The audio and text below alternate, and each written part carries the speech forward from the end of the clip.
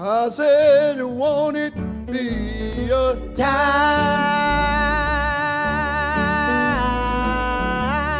Oh, won't it be a time? Oh, won't it be a time? Oh, talking with the angels. Won't it be a time? You can help me. Let one more time. I said, won't it be a time? Oh, won't it be a time? Shalom, saints, and blessings to you all in the name of our Lord and Savior, Jesus Christ. Welcome to this episode of Un-Apologetics, the show where we are unapologetic about apologetics, and I am your host, CJ Cox. I want to say shalom all around to everybody in the live chat. Hope you all are doing well and are edified by the content we're about to give to you guys today. If you are here, please remember to like and share this video. Please consider subscribing to the channel if you have not done so, and hit that bell to get notified every time we go live. Remember, you can leave any questions, comments, criticisms, concerns, critiques, anything of that nature in the comment section down below, or if you're here live with us at the moment in the live chat. This is an open panel, so we might not get to your questions. So if you want to make sure your questions get answered, please do give in the form of a super chat. Which reminds me, anybody who would like to contribute to the work we are doing here can give super chats, super stickers, super thanks from channel members. Join the Patreon. By the way, if you join for $5 monthly in the Tea Party tier, you can get access to our Breakfast Tea video blog series.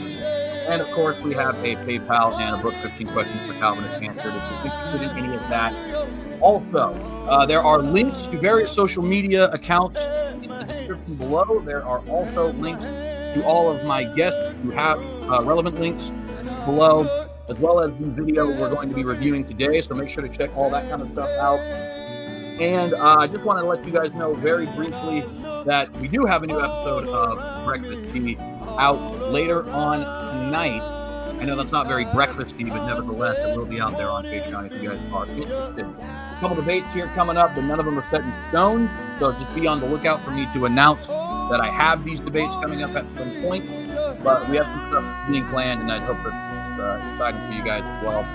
And that's pretty much all we have for channel housekeeping today. Let me go ahead and stop my music there in the background. We're going to go ahead and jump right into our prayer. We got a very interesting episode for you guys today with a lot of guests and a lot of good arguments to be made. So that's pretty much all we have for channel housekeeping. Let's go ahead and give glory to our God with a brief prayer, and then we'll introduce our guests and get right on with the program here today.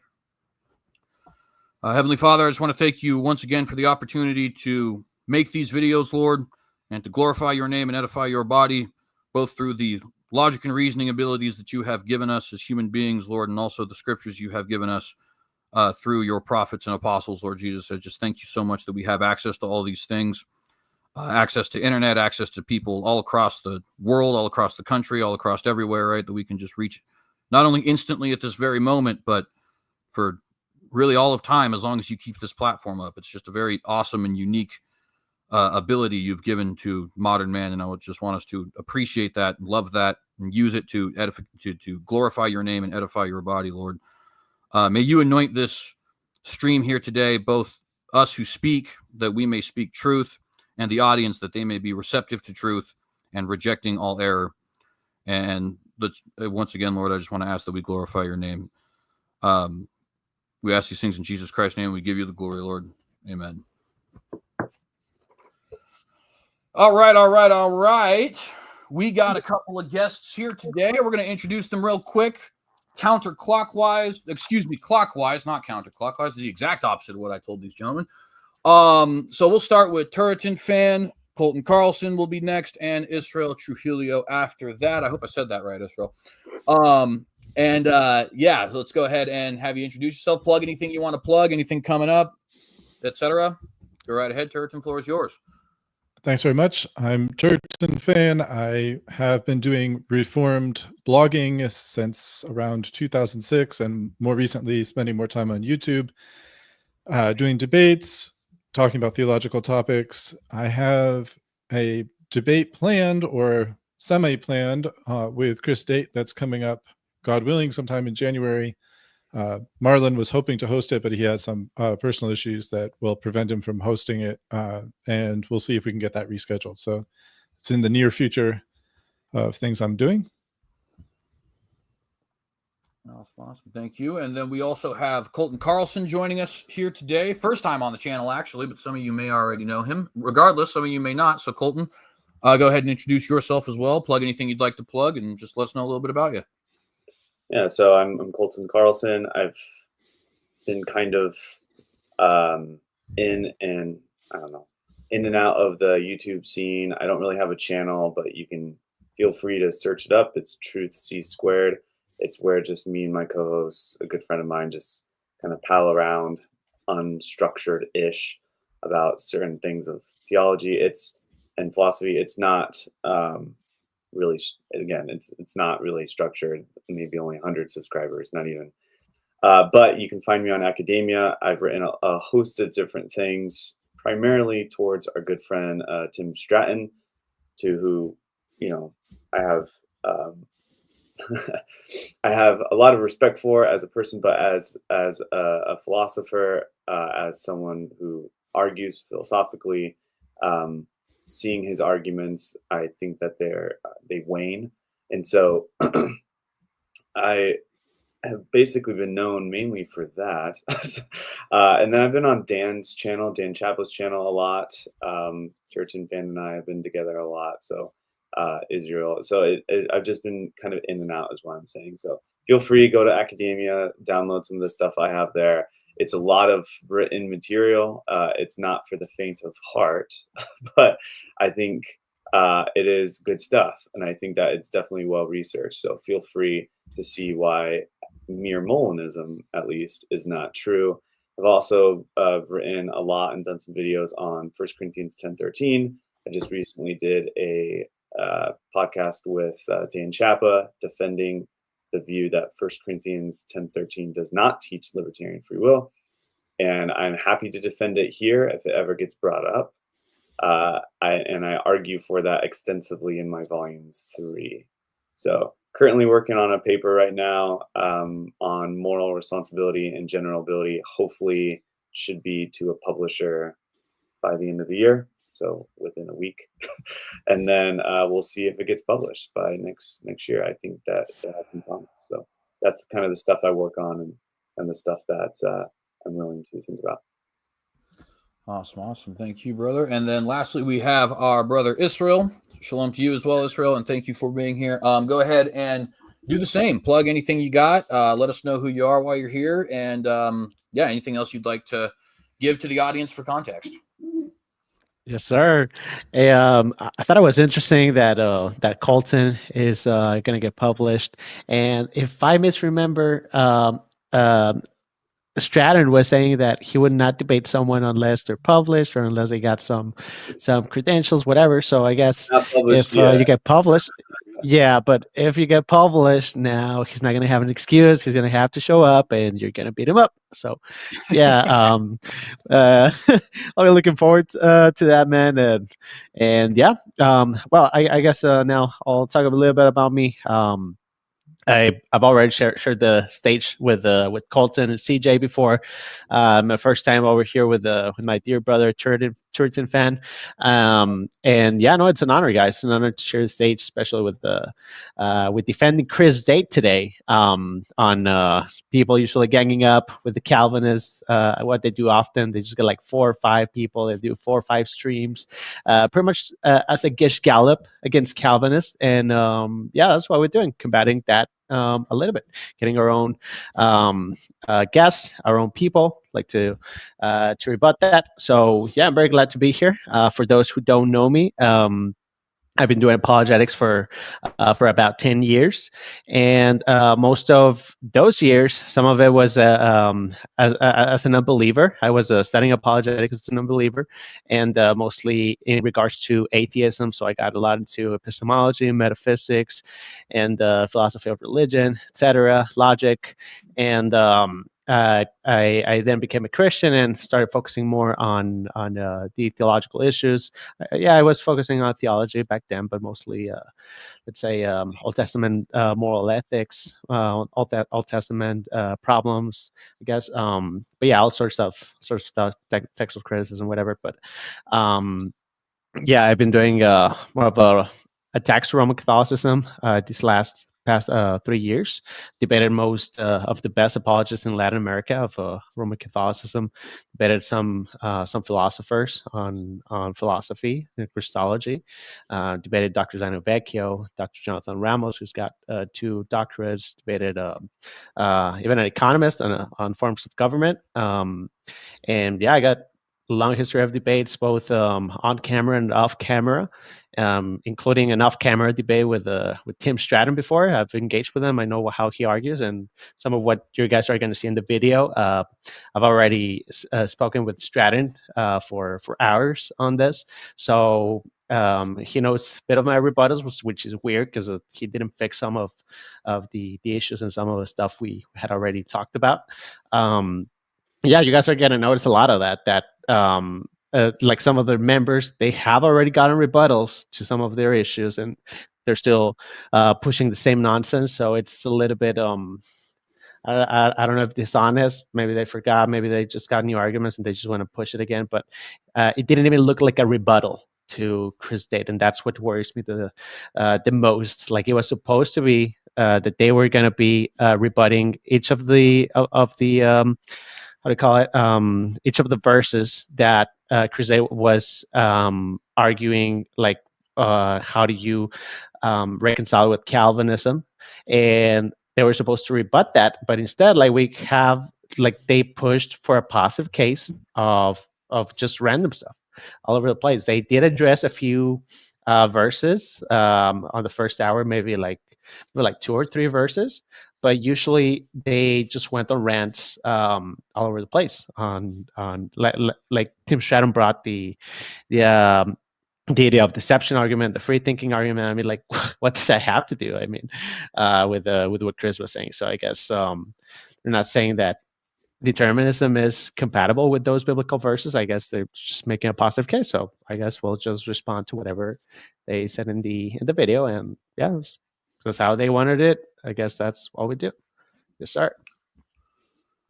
And thank you very much for that. And that's the panel of our guests, and that's what we're doing here today. But to remind everybody, basically, we are responding to a video that was intended to be a response against Chris Date and also a couple arguments from James White, but it didn't end up actually being that.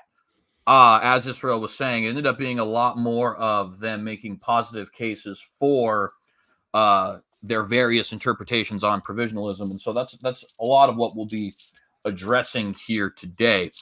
It's a rather long video, so we've had to break it up into clips. I'm sorry if anybody is wanting us to have a full response to the 2-hour video, but that's just not going to happen. But without further ado, let's go ahead and jump into some of that. Now, Israel, you have collected a bunch of clips for us. Is that correct? No, actually, I tried to clip it, but when I was trying to clips, they were live still, so it was not letting me clip anything. So what I did, I just wrote many of their quotes on paper, like pen and paper, literally. So yeah, that's what I got. I got a few pages of handwritten notes, but no, not clips today. Sorry, man. Plus my computer's not even working, so I'm using my phone, which I'm using as a camera right now. So it's a bit unfortunate, but yeah. Sorry. That's certainly all right. I mean, the arguments are the important thing, right? Do you have timestamps? Like, do you want to throw the video up, or do we want to just throw up the quotations and arguments and address it like that? Yeah, I guess I can quote them. I got it a little bit systematized, like going in order of what they were addressing from the video. I guess if you want to pull up something, if you can pull up Deuteronomy 30:19, if you or someone can put it on the screen, I guess we can do that, and I can go over what some of them were saying about this verse. So, for example, they were saying, and McLeod was reading this. Yeah, pretty much is the verse about a task that God is commanding, not being too difficult or beyond your reach. And on 19, that it gives you two choices, pretty much life or death, blessing or curse, and it's asking you to pretty much like for you to choose life, that you and your descendants may live. So I guess the issue is like, oh well, if determinism is true, then you don't really have choices, and previously in the verse is saying it's not difficult nor beyond your reach, but if determinism is true, I guess it's beyond your reach, because even if it's at your hands reach, if you have your hands tied up, like you cannot reach it. That was a little bit of what they were arguing. But yeah, I can go over also how McLeod was defining capacity, saying that Chris 8 knows that capacity is just theoretical, but he didn't ask Chris 8 that. He didn't ask him, like he's assuming it. So I mean, where is he getting the idea that Chris 8 believes it's just theoretical? So it's a little bit weird there, but yeah, I guess we can go over the verse and yeah, address it. Yeah, so for those of you who are not familiar with this verse, I do have it on the screen here. You did just hear Israel essentially quoted almost perfectly, actually, but nevertheless, it might have even been perfect. I don't think there's actually an error here. It's just, certain translations word it differently. But nevertheless, it says, "I call heaven and earth as witness today against you that I have set before you life and death, blessing and cursing. Therefore choose life, that both you and your descendants may live." And the argument here is actually one that I'm sure you guys are all familiar with at this point, because Leighton makes it quite often, as do others who are associated with the provisionist side of things, the provisionist perspective, if you will, where essentially they're saying there is an element of choice here, there is an element of alternative possibility, and therefore that somehow argues for a libertarian free will, right? In order for an alternative, the argument essentially goes, in order for an alternative to exist, to truly exist, we must conclude that libertarian free will also exists. Now, there are multiple ways you can address this. I think that it would be best for the panel to address it in at least three ways. Number one would be to point out, as Israel already did, that there was no argument made by Chris regarding this hypothetical non-existent choice, right? That it's all just theoretical and stuff like that. So that's just a basic procedural error on their part. They're responding to things that Chris never said. Number two, we could address this scripturally to look at the fact that the passage here is not speaking about the nature of the will, or whether or not God is, able to see the future, for example. Obviously, one of the panel members is an open theist, and so on and so forth. And of course, we could also address this philosophically. There is a basic philosophical error that is made quite constantly on the provisionist side, that PAP equals LFW, and of course it does not. So I think those would be the three ways we should address this particular claim. And I'd just like to start really quickly by looking at the scriptural side of this. He says, "I call heaven and earth as witness today against you," as we already said. "Set before you life and death, blessing and cursing, therefore choose life." Now, does the Bible here, does it demand us to understand this either in a libertarian way or a compatibilistic way or in a deterministic way? And the argument that I would want to give, scripturally speaking, is just no, it does not. Why? Because the context here is not to discuss the nature of the will, the nature of reality, anything of those things. Contextually, this is just simply a command that you are to obey as a Christian, right? Let's read the full context here. Moses says, "See, I have set before you today life and good, death and evil, in that I command you today to love the Lord your God, to walk in his ways and to keep his commandments, his statutes, and his judgments, that you may live and multiply. And the Lord your God will bless you in the land which you go to possess. But if your heart turns away, so that you do not hear and are drawn away and worship other gods and serve them, I announce to you today that you shall surely perish. You shall not prolong your days in the land which you cross over the Jordan to go in and possess." And then you have the verse that we just read, which I'll skip over for a second because I've now read it twice. Verse 20, "Then you may that you may love the Lord your God, that you may obey his voice, and that you may cling to him, for he is your life and the length of your days, and that you may dwell in the land which the Lord swore to your fathers, to Abraham, Isaac, and Jacob, to give them." What's the point in reading the context there? Well, and panel, jump in on this if you'd like. The point is, the context of this verse is clearly not discussing the nature of reality, the nature of the will, whether or not determinism is true or false, whether or not free will is true or false. Technically, if I was a hard determinist, there's actually nothing here that is contradictory. And of course, we're not hard determinists, but the point I'm there just making is, if you subscribe to the idea that God has a prescriptive will and a decretive will, which there are versions of that provisionists will accept, or that there is things that he will command us, although knowing that it's going to go a different way, right? Like he may command somebody do X while having full knowledge that that certain person is going to do Y, all those other sorts of things. This verse does not come into conflict with any of those different interpretations of the will or the nature of reality as it pertains to human freedom. It's just simply not in view here. The context of the verse is very plainly Moses commanding the Israelites to obey the law. It's nothing more and nothing less, right? And so I think it's a very poor argument pulled out of context to say, well, see, it demands some level of choice, therefore. Well, no, actually, to be honest, it doesn't. If anybody else would like to add on to that, you can go ahead. But also, I think Colton might be able to also explain even better than the rest of us why this is a philosophical error on top of a scriptural error. Before that, if anybody would like to jump in on the scriptural element, please do so. I wanted to jump on the philosophical part of it, and I guess first I'll be addressing whether what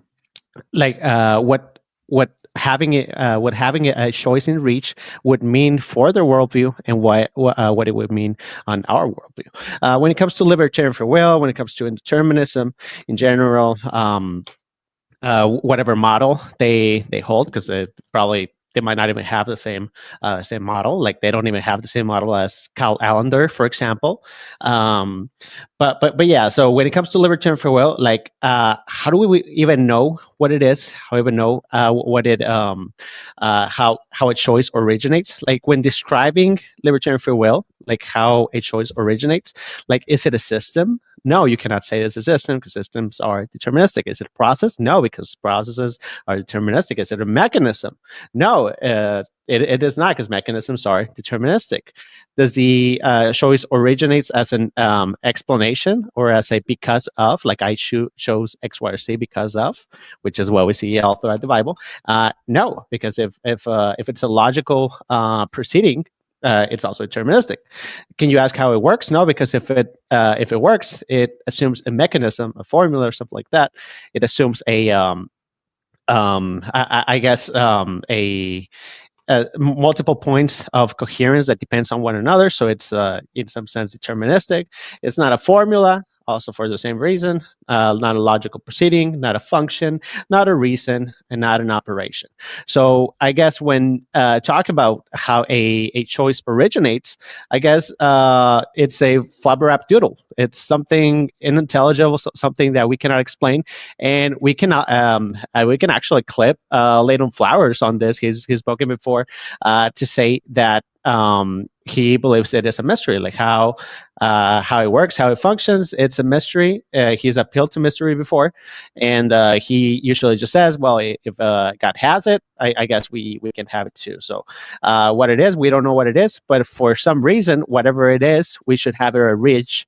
But it does not explain how that is a reach. As for our worldview, how we would understand libertarian free will under this context, I would say they're not taking into account the role of influences, because I would say that reasoning or a process of a choice has an explanation. We did X, Y, or Z because of something else. And we're going to go over some biblical examples. Like we see oftentimes that the Bible says that someone did X because they're wicked, because they have a hardened heart, or because they hate God. So they did X evil, and they attribute the choice because of those reasons, being wicked being hardened of heart, or because of hating God.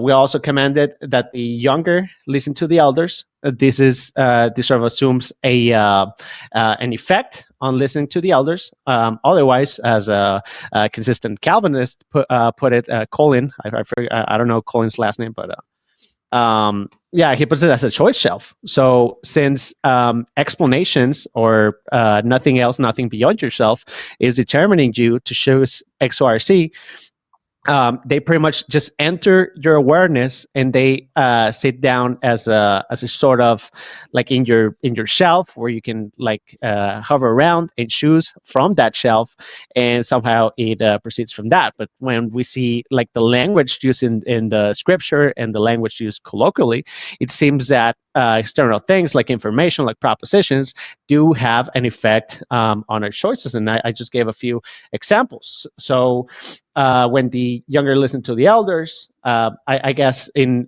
this sense, like it assumes that we ought to that it has some effect on us, and if it doesn't have some effect on us, then it's just pretty much hot air. We also see that Adam and Eve did X because they were deceived. That's how deception works. When deception comes, someone else, a third party, is giving you a false proposition, and your consciousness operates from that false proposition. That's how it is. And for example, like the serpent will be bringing the false propositions that they will become gods, whatever, and they didn't have the propositions of knowing good and evil, of knowing a rebuttal to this. Yet we are promised to have the same body as Adam and Eve on the resurrection, this perfect body without corruption. That's the same body that we're supposed to have. But why is it the case that Adam and Eve could sin when deceived, but when we're going to be in the kingdom of heaven, we're not going to be able to sin anymore? And I would say the reason is because we already went through these troubles, and we have more propositions on evil, on knowing good and evil, and choosing good, because of those influences. Because propositions make an influence on our choices. Pretty much, we have more examples, like Jesus preaching. Someone wants to jump in? Sure, go ahead. Well, I was just going to say, I'd also argue that has a lot to do with, you made a point earlier about how Leighton will argue that, there's an appeal to mystery, and if God has libertarian free will, then we can too. I don't know that. Now, I know a philosopher would not have a problem with what I'm about to say. Like an actual trained philosopher might not actually take this as an issue. But Leighton and the Provisionist would. What do I mean by that? Well, part of the thing that, there's even some people in the chat right now talking about, I love when people who deny freedom ask questions as if they had it. Well, Calvinists don't deny freedom, right? We adhere to a philosophical idea that is known as compatibilism. Of course, you all know this. I'm just informing the audience. One of the many elements that is thrown into this big stew is the idea that Calvinists tend to believe that the nature is such that certain things are not available to us. So, for example, those who adhere to total depravity would say that our nature is such that we will not ever accept Christ and his gospel outside of a work of regeneration that precedes faith. And the Provisionists would have a problem with that. They would say that it creates a problem for our freedom. Now, again, I think a libertarian philosopher would actually not take issue with that, because something internal like nature doesn't necessarily create problems for a libertarian free will. But the Provisionists would claim that, and yet we see in places like, for example, 1 Samuel 15 or Numbers 23, where God is limited by his nature. For example, God is not a man that he should lie, or God shall not repent, or so on and so forth, right? So we hear these arguments about will. The will is apparently supposed to be like unrestrained, and we have a problem on our side for having a restrained will. And yet, per Leighton's own logic, well, if God has it, then we can too. Well, God doesn't have it, so therefore we shouldn't, right? In other words, God is restricted by his own will. So who are you, oh man, to think that you're not going to be restricted by your own will? That doesn't, or nature, I'll say. Sorry. God is restricted by his own nature. So who are you, oh man, to say that you're not restricted by your own nature? That seems to me to be highly problematic. And again, like I said, I recognize that if there's an actual libertarian philosopher out there, like, well, I think that Leighton's wrong about that. I do too. Don't worry. I'm just pointing out, per his own logic, that what he is defining as a libertarian free will and what these provisionists are defining as a libertarian free will, God doesn't have, and therefore it's rather arrogant for us to think that we would have it. But actually, I want to hit on something real quick before we get too far, which is, this is, as I said earlier, an example of Leighton conflating definitions. He does not know or doesn't care, I don't know which it is, but he has been told about this numerous times, the definitions of the terms he's using, principle of alternative possibility and libertarian free will, and those are not, in fact, the same thing. This Deuteronomy 30:19 argument relies on you saying multiple choices exist, therefore libertarian free will must be true. Now, y'all have heard me say that 100 times and have argued against it, and a lot of people would point out, well, I'm not actually, Jay, you're not actually a trained philosopher, and at least yet that's true. Well, we happen to have somebody on the panel who's published philosophical works on academia.edu. So, Colton, if you would, real quick, could you just give us a brief explanation as to what exactly the philosophical literature says about principle of alternative possibility and libertarian free will? Are they the same? Can they be equated with each other? Can you reject one and accept the other, so on and so forth? Is Leighton in error here, in other words? Yeah, so the principle of alternative possibilities comes from Harry Frankfurt in 1969, where we get the Frankfurt-style cases.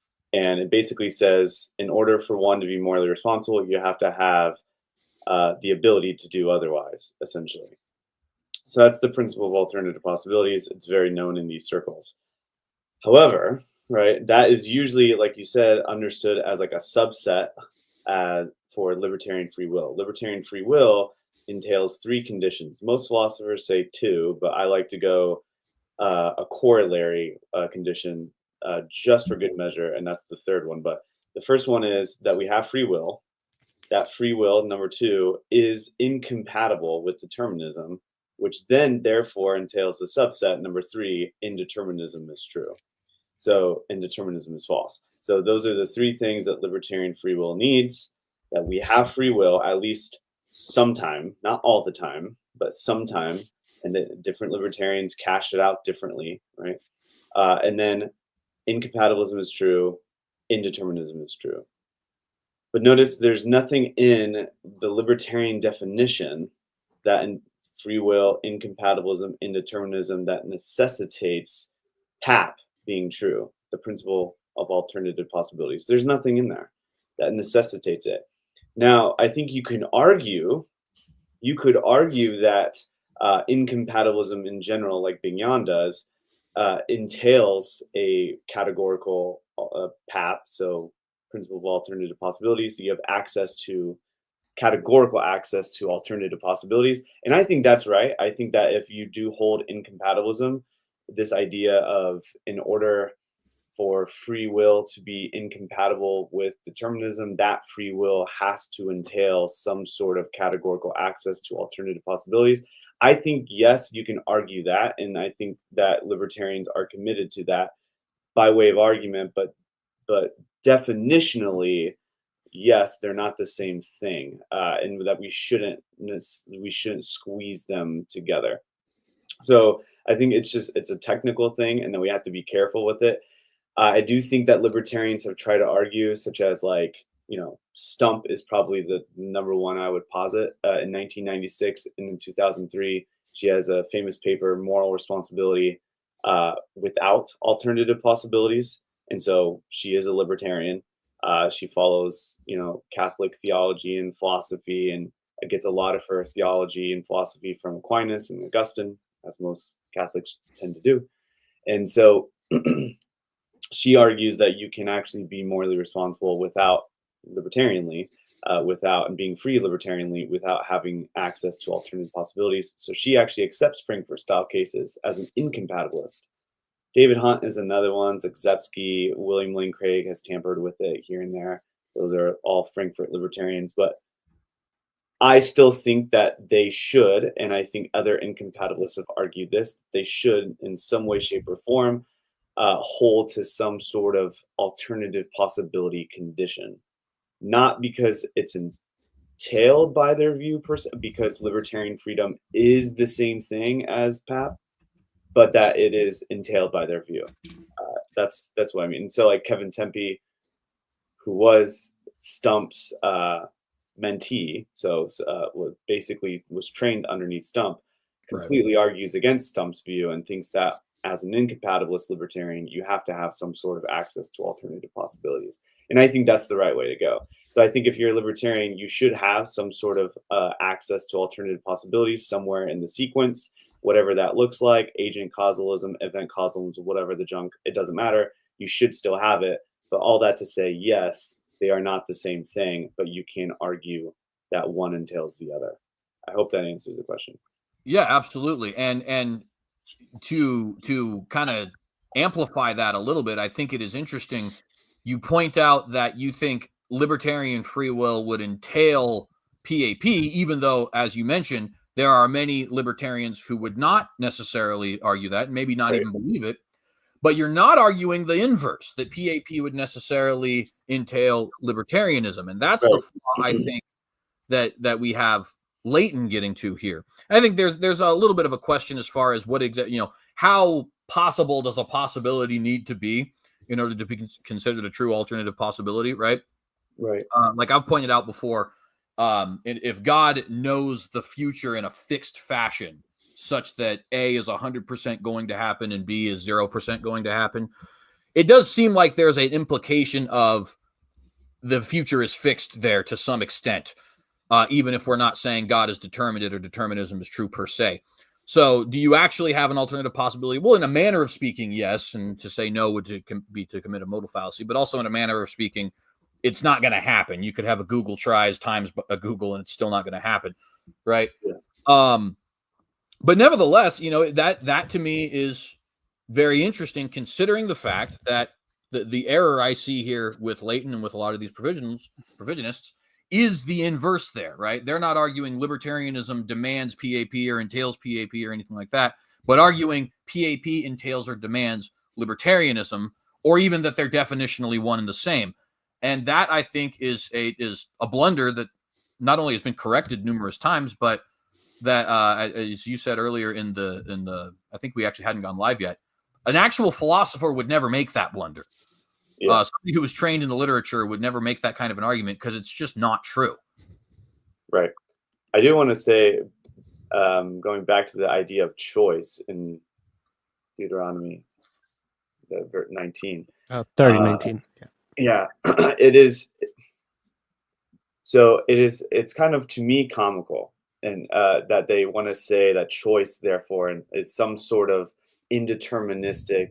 It has some sort of entails indeterminism or something like that.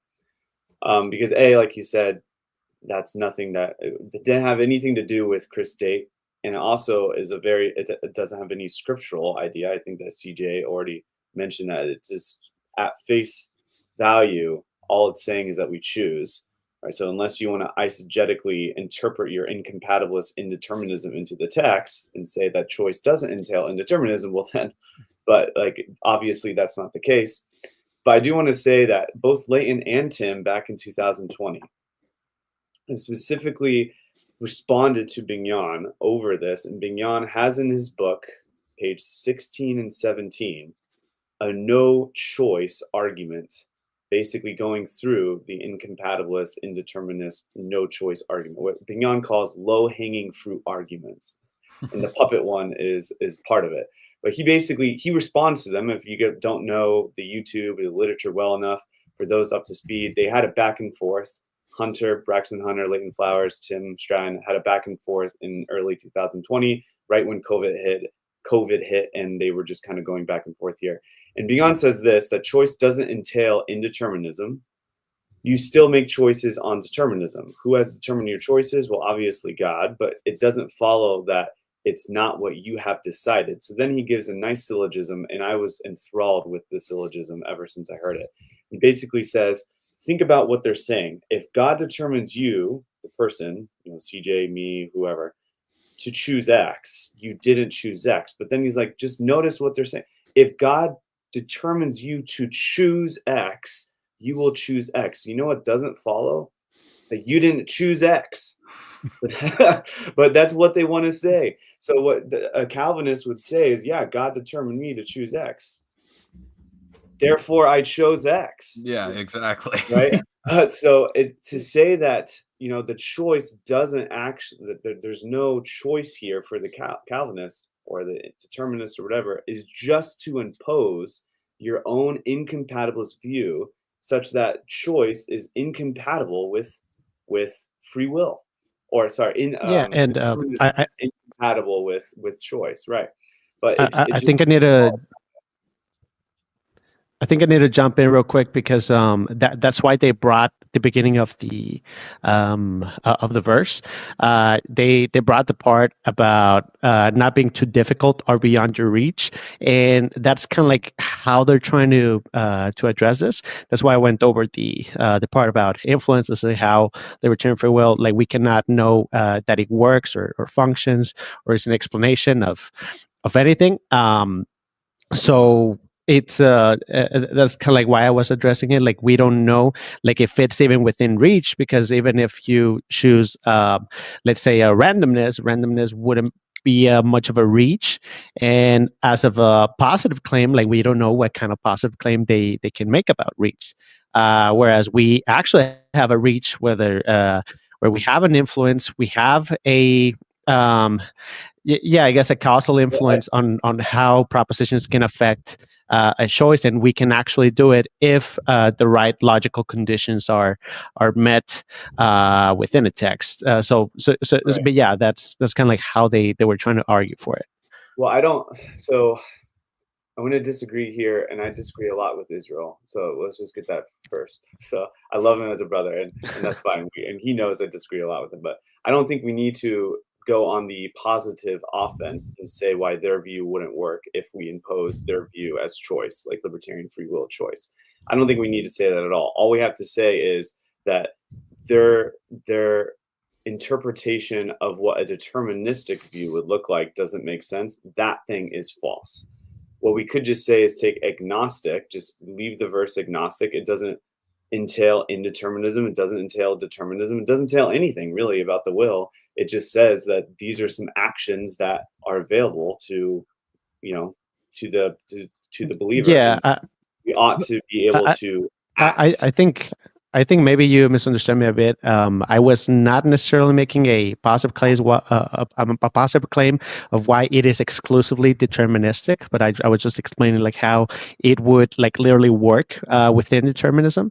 I was just doing that, but no, we agree. I mean, like the whole thing that Chris Day was doing was more saying that we do have an explanation for this, and that's what I'm saying. We have an explanation, and also like they don't provide an explanation of how reach actually works. So I'm just saying it seems like they don't really have any bite here in this text. So I guess we agree a little bit more than we thought in this. Oh, go ahead. Go ahead, Turgeon, because you haven't spoken yet, and then I'll add my. Yeah, let's let Turgeon fan. Yes, sir. So I wanted to add some kind of theological and exegetical comments on top of whatever else has been putting on here. First of all, keep in mind that this text is talking about commandments, God's commandments. And so choosing life in this context means obeying the commandments of God, i.e. not sinning. So if we took the interpretation they want us to take of this text, the implication seems to be that there's no barrier that prevents people from never sinning. Now, provisionists, the first point of provisionism is people sin. So that they know that it's not true that people can somehow go through life entirely without sin. At least there's some sense in which they can't, because they say, I think all of the provisionists admit that everybody sins. But it's probably hard to speak for everyone in that camp. And they do also try to somehow bring in this verse 14, which comes right before 15, which is on the screen there. And that previous section from 10 to 14 talks about how the commandments are not some secret that no one told them about. They're right here. They've just been told what those commandments are. And then they have the phrase, so you may do it, that they take as some suggesting that people do have the ability to keep God's commandments. But of course, contextually, the point is not that you have the ability in terms of your moral ability. It's just that you don't have, these are not mystery commandments. You don't have the excuse that, oh, I didn't know I'm not allowed to kill people. Nobody told me. No, you've been told. It's not a secret. It's not over the seas. It's not off in the heavens somewhere. You don't have to go to the moon to find these commandments. They're right here, right in front of you, so you can do them. The point that, but if you go up just a little farther in the text, which I don't think they did, and you look at verse, let's see, apologize, I should have it right in front of me, but it was verse 6. If you just go up a little bit farther, and here's the King James has it this way: the Lord thy God will circumcise thine heart and the heart of thy seed to love the Lord thy God with all thine heart and with all thy soul, that thou mayest live. So notice that in the text, in the context preceding this portion that they were quoting, there's this odd statement about the Lord God circumcising people's hearts in order to do this thing that's described below as choosing life. In other words, loving God, choosing life, obeying the commandments, all these things. There's something that God does to a person's heart before they do this thing of loving God and so forth, which is, this context attacks the presupposition of the provisionists provisionists. The behind their argument ultimately is just they're begging the question. They see the word choose, they assume that it means libertarian free choice, using libertarian free will, and then they expect Calvinists to find that a convincing argument. Maybe they don't. Maybe it's not really addressed to Calvinists, just to non-Calvinists, to kind of steer them away from Calvinism or something like that. But anyway, that's my 2 cents. Yeah, and I'm glad you went there, because that's actually exactly what I was about to bring up, is if we look at this now, we'll scroll down here a little bit again to verse 11. They say this, for this commandment which I command you today is, notice here in the New King James and also in your Old King James, it says not too mysterious for you, that whatever version they were reading. There's plenty of versions that say too difficult, so I don't know which one they were reading from, but nevertheless, the Hebrew word there, it's a form of the Hebrew word palah. And palah, by definition, is to be too wonderful or extraordinary or marvelous or something along those lines, right? In other words, what it's trying to say is, it's not as if, and you can just take any sort of example like not lying, right? It's not as if not lying is some Herculean task, you know what I mean? Nor is it something that you're not able to find out, which is why he says, who's going to ascend to heaven and come and get it for us? It's not beyond the sea that you can say, who's going to go beyond the sea and get it for us? All Moses is saying here is that I've given you the law. It's clear and it's within your capacity in a certain manner to do. It's not like, you don't have to be 7'2", able to dunk a basketball in order to not lie. You know what I mean? So this notion that when they say it's not too difficult, therefore there's nothing in our will which would restrict us, right? That's not, once again, it is not within the purview of this particular text. The text is only saying, and by extension, Moses is only saying, that the law has been provided to the Israelites. It's clear, and there is nothing that is preventing them from being able to do it in some, like I said, it's not like some Herculean task or something like that, right? Now, the interesting thing about this point is that this is actually something which both Calvinists and non-Calvinists of every flavor, I might add, would agree with. And when I say of every flavor, I mean, your Reformed Baptists and your Four-Pointers and your Presbyterians and your Anglicans on the one side, and your Provisionists and Open Theists and Molinists and blah, blah, all on the other side. We all agree that there is a dichotomy as it pertains to sin, where on one end, you are fully capable of not sinning every single time you've committed an individual sin. And on the other end, you are not capable of not sinning, right? Now, that's a pretty paradoxical statement, right? It reminds me of Alex O'Connor, who, popularized recently this particular fallacy. I'm not sure what he called it, but where everybody believes they're wrong about something, but if you ask somebody about each of their individual beliefs, they'll say, oh, no, that's right. Oh, no, that's right. Oh, no, that's right. In other words, you intuitively understand, because you're not an egomaniac, that you're probably wrong about one thing. But if you list out every single thing that you believe, well, you wouldn't believe it if you thought it was wrong. So you're going to say, yes, that's true. Yes, that's true. Yes, that's true. Yes, that's true. So on and so forth. That's the same kind of thing we have going on with sin, We all intuitively believe and know it's not possible for a man to live a perfect life, right? And yet we all also recognize that it is within your power to not go commit adultery, to not lie, to not cheat, to not steal, blah, blah, yada, yada, so on and so forth, right? And that seems paradoxical, and yet it's something that we all intuitively know is true, and I think which can be argued beyond mere intuition is definitely true.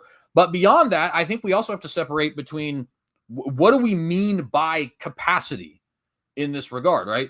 I like to call this ultimate capacity and a more like physical or temporal capacity. What do I mean by that? Well, there is a real sense in which I brought up the example earlier with, if God knows beyond any shadow of a doubt that X will happen in 5 minutes, then X will happen in 5 minutes. And it's just going to be the case, right?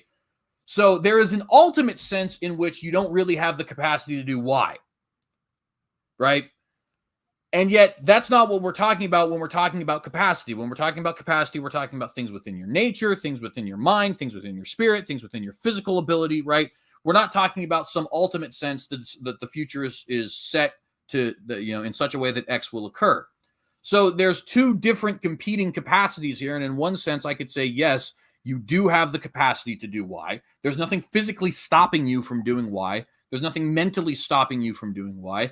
And in another sense, the only way an act can be known for certain is if it is a fact. In other words, there is no ultimate sense in which you will actually, you can actually say you will do Y. There's no alternative universe where God knows you do X and in fact you do Y, right? So if anybody wants to jump on that before we move on to the next verse here, we've already been going about 50 minutes. Go right ahead. But that I think is another list of 3 problems here, which just to recap, the verse is not addressing your capacity per se. It's saying this is a law that has been plainly set before you, and it's not a Herculean task for you to accomplish. And number 2, there is varying definitions, or not maybe definitions of usages of capacity that I don't think are being properly addressed here because it doesn't help us make a quick and pithy point. And this tends to be one of the other arguments they like to go to as a follow-up. As soon as we say, well, there's a sense in which we can, and there's another sense in which we can't, then they're, the Calvinists, they have to draw all these nuances and distinctions and so forth. And they feel like that is a win for their side, when in fact, they also have to explain why the New Testament says we can't keep the law of God perfectly. Why this is a yoke that neither we nor our fathers could bear, according to, I think it was the Apostle Peter in Acts 15. I may be misremembering the place. But the point is that, when you read Paul's epistle to the Romans, everybody's under sin. The law is never a way out for anyone. And yet here it says, if you keep the commandments, you'll live. So it's not, so either they have to come up with some kind of similar distinction between, well, you can in one sense, and in another sense, no one can, or they just have to ignore the challenges of statements like, you have this opportunity to choose life, and yet no one does. Everyone sins. So I don't know. I'm not sure. I'll kick it back out to other people for other comments. No, I like it because I won't go into depth with it, but Bignon has the same kind of argument. It's not exactly his Pelagian argument in his book, but the premises that you were using, that in the New Testament, it's very clear that we can't actually hold the law, though we are still responsible for holding the law. He has a contrapositive, like he basically makes a contrapositive argument against that. And then Lee Vissens, actually a contemporary compatibilist, who is an indeterminist, by the way, so she holds indeterminism, but just is a compatibilist. She has this argument that's called basically an argument from the inevitability of sin for compatibilism, that she argues against libertarian freedom because sin is so inevitable. And if sin is so inevitable and you really can't do otherwise, well then, if libertarian free will does entail that you had the ability to do otherwise, but yet you can't do other than sin because of the inevitability of sin, then therefore libertarian free will has to be false. I think it's a fantastic argument, and it's actually relatively new, like 2 years old. So I just wanted to say that we don't need it. I think we should move on personally. To the next piece. I was exactly gonna do that. And I wanted to say that I appreciate you guys. Like, if you guys notice, like, how we are responding to them, like actually quoting them, their precise words, going to the text, checking the context, checking the Hebrew, going over their literature, going over our literature, providing an explanation. That's not what they did. That's not at all what they did. It took us 54 minutes to just go over the first point, and they just bombarded with their arguments without doing the same thing we did. So, but I wanted to move on to the next part. On this part, Tim Stratton was doing a mockery, and I love Tim. Out of all those four, that's probably the one I love the most. Tim Stratton. But yeah, he was doing some mockery of determinism. And yeah, he literally brought a puppet. He called it Allie the alligator. He brought it. It was green and pretty. I mean, I gotta admit, like, it was creative. And but yeah, he was saying that this is the same thing as the conditional ability, saying pretty much that Allie the alligator, that, oh, you could do X, but you could do Y if Tim Stratton, the puppeteer, would determine Allie the alligator to do Y. So he says that Allie the alligator has a mouth closed, but has the ability to open it if I would determine it. So pretty much saying that's him. So I guess if we can go briefly on that point, because we got other points. But yeah, I guess I'll turn it to Tim Fan, and then to, I guess, Colton to go over the conditional ability, and I guess maybe CJ or me at the end, but because I got some thoughts too. But go ahead, Tim. So this idea that the ability that we have is only the same as the ability a puppet has is, of course, an error. That's not what Calvinists teach, and it's not factual. It's, on the other hand, a puppet has a lot more freedom than a pot, which is one of the biblical images for human beings.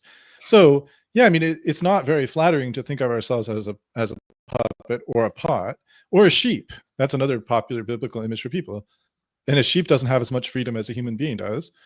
It's not a very flattering animal. It's not like some kind of famously wise animal, the sheep, or famously anything really. It's delicious food and it makes great clothes, but it's not famous for intelligence or strength or anything else. But that is one of the biblical images. But that, just to say that these things are images of human beings, and this represents and illustrates the human condition, that's one thing. Now, and to put up a puppet and say, well, this is an example of a conditional ability, as if I move the puppet can open and shut its mouth. Well, it tells you something about the way the puppet's constructed. Not all puppets can open and shut their mouths. I'm sure I can't think of famous puppets off the top of my head. Someone else probably can come up with better examples. But there are puppets that don't have such an ability. But the human's ability to do things isn't simply that God is moving our jaws to make us talk. But that's because we, as second causes, are different second causes than puppets. We have different characteristics. And it's remarkable to me that when the scripture itself uses things like, and I'm trying to think of a great example would be where he says that this is an axe in his hand. I believe it's, Isaiah 10, I believe, right? We're talking about Assyria being an axe in his hand. I believe so. I'm not sure. I can't remember the precise text. Isaiah 10. Shall the axe boast itself against him that hews therewith, or the saw magnify itself against him that shakes it? That God is calling this country full of people an axe or a saw. Does that mean that human freedom is exactly the same as that of an axe or saw? Well, of course not. That's not the point of the text there. But if it's ridiculous to compare a human being to a puppet, does that make it ridiculous for God to compare human beings to an axe or a saw? Well, hopefully not. But if the problem is, if the entire force of the person's argument is, well, on Calvinism, people are like puppets, then the force of the argument should be taken away by the fact that God uses even less flattering comparisons for people than a puppet. Yeah, and I would add to that really quickly too. Two things. Number one, kind of like Colton already said earlier, Dr. Stratton's example there betrays his own position because he is admitting that the puppet does have the ability to open his mouth and close his mouth. Now, is that predicated on the puppeteer determining such to be so? Yes, but as Calvinists, we just don't have an issue with that. It's like, okay, yes, it is predicated on the determination of God. Fine, but I still have the ability to choose X or Y in some capacity, right? But the second thing I wanted to add here is, there is this. I don't love the puppeteer analogy. I, like Dr. James White, have pointed to Jesus as an example of why the puppeteer analogy doesn't work. But even just keeping it for the sake of argument, right? I think a good way for us to illustrate this difference in capacity, which maybe I should have saved that comment for this portion, because now I've already said most of what I want to say. But you can look at somebody like Jesus, right? Jesus is God, of course, which means things like Numbers 23:19 are going to apply to Jesus, right? And you can ask yourself a kind of thought experiment question. Was Jesus capable of lying, right? And there is both a yes answer to that question and a no answer to that question. The yes answer to that question is Jesus has a mind. He knows what falsehood is. He has vocal cords and a tongue. It's not like there is something that it's not like whenever if he were to choose to tell a lie, an angel would come down and put a steel clip on his tongue and say, "Thou shalt not." You know what I mean? But there's a no to that question in the sense that Jesus's nature is such, because he's God incarnate, that that's not an option, right? It would never happen because Jesus's nature is God's nature. He is God. Ergo, Jesus will not commit any sins, right? And this illustrates, I think, for us, the difference between different kinds of capacity. Another way you could do that, because some people might get uncomfortable with me saying there is a sense in which Jesus could have lied. So let's give a different example. Could Jesus have broken his shin while skateboarding at the age of 13 years old on the streets of Jerusalem? Well, he had real bones, so in a manner of speaking, yes. But it was also prophesied that none of his bones would break, so in a manner of speaking, no. Right? Those are not contradictory things. There's not something about his bones like they're coated with adamantium or something like that that's going to prevent him from breaking his bone. It is just simply the case that God has prophesied this will be. God is going to ensure this prophecy comes true. Ergo, Jesus's bones are not going to break while skateboarding on the streets of Jerusalem. You know what I mean? And it is so we have to distinguish between, these different levels, if you will, of capaciousness. It's not just simply, do I have the capacity or do I not? Well, you might, and also you might not in another manner of speaking. You could call it capacious range, if you will, right? And I think that is a fundamental flaw that virtually all anti-Calvinist arguments eventually run into. What do you mean by capacity? And then once you've defined for me what you mean by capacity beyond merely I could or could not, how does that contradict my view of Scripture, of the human will, so on and so forth? Go ahead, Colton or Israel, if you want. Colton. Yeah, so I have three things. First, for the puppet analogy, I could present Minada's dilemma, and then the second thing I have is Bignon's argument against it, which, as far as I know, they're aware of it. They didn't even bring it up. And of course, Stratton, I know, is very well aware of it, and Leighton himself should be well aware of it because they went over it 4 years ago in the same back and forth between Bignon and all that stuff. And they've supposedly read his book, but here we are. And then the third thing is on the capacities or narrow ability, the dispositions that CJ kind of alluded to. So the first thing is Minada's argument against the puppet thing, and he basically presents a dilemma that you can't hold the author of evil argument against the Calvinist, against the determinist, and the puppet argument at the same time. And here's why: that they're mutually exclusive. So it's either A, you argue the puppet analogy, or B, you argue that God is the author of evil. The reason why is because for the puppet analogy, you have, if you say that, oh, we're just like puppets, well then, okay, in every respect, we're just like puppets. Okay, so does the puppet itself sin? Well, of course, puppets don't sin. But then if we're like puppets in every single respect and we don't sin, well then, of course, how can God be the author of something that that can't happen when you have a puppet? That doesn't make sense. And so if you're going to hold the puppet analogy, that's fine, but then you have to give up the author of evil analogy. And Minada basically says this doesn't make sense because obviously the author of evil analogy has so much more precedence than the stupid little puppet analogy. So that means they should just get rid of the puppet analogy and go for the big guns like the author of evil. And I'm like, okay, I agree with that. I think there's some modifications that the incompatibilist indeterminists could make. And so I'll leave it there. And so I don't think that's a huge win for the Calvinist. I just think that it's telling that it depends on what you mean and how you press the analogy, which is where Bignon comes in. There's two ways you can actually press the analogy. You can press it that there's no relevant difference whatsoever, which is usually, I think, what they want to say. And that is what Bignon calls a hard analogy. But then you can also press the analogy saying that there's one relevant similarity, and that's a weaker analogy. But then if you're saying that there's one relevant similarity, what Bignon argues for in his book is that if there is one relevant similarity, what is that one relevant similarity? Determinism? And if determinism is like, I'm determined like a puppet, just like determined like you are as a human being determined by God, if that's the one relevant similarity and that is the thing that negates our moral responsibility, it's patently question begging. And no non-Calvinist, no indeterminist should ever argue that there's one relevant similarity, because without them saying that it is in fact determinism, it's going to be question begging. And they're all going to say it is in fact determinism.